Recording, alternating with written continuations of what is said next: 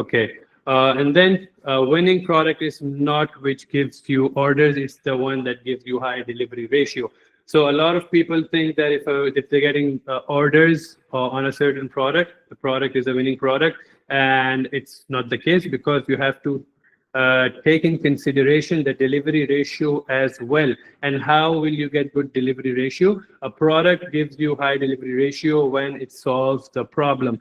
You have to make sure that whatever product you're using is a problem solving product, because it gives you high delivery ratio. So what is the checklist before you select a product? The number one thing is it should be a problem solver. The product that you are going to sell should be a problem solving product, and you should know about the market before even selecting the product. So if you know the market, you know the problems that are in that market, then you can select the product to solve the problems of that market.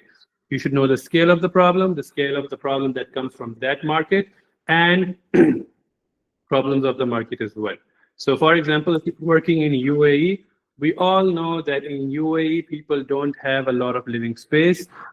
People usually are living in sharing, or there are multiple people living in the same room or in the same area.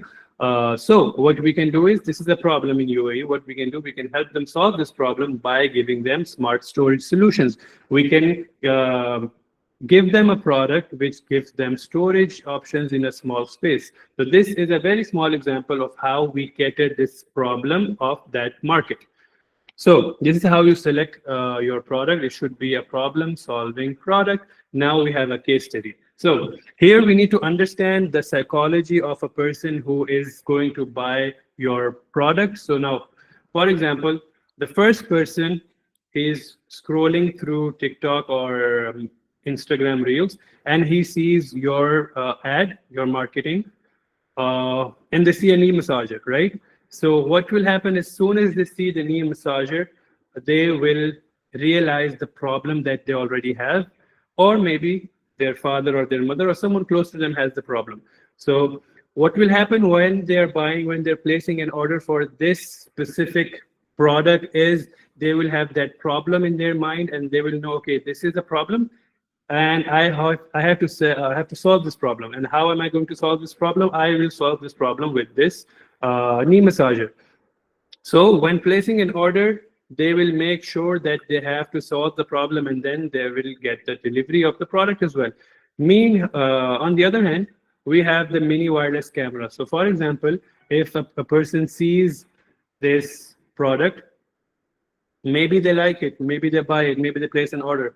But again, this is not solving any problems. So maybe when it's the time for delivery, maybe they cancel it, maybe they change their mind.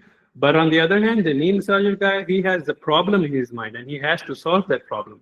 So this is why we push on getting problems. Don't get problems. We push on getting products which are problem-solving products. So now, the product is not a good product which gives you, it's not a winning product that gives you a number of orders, but it's a winning product when it gives you their good delivery ratio, because delivery ratio matters a lot. Okay, so now we've talked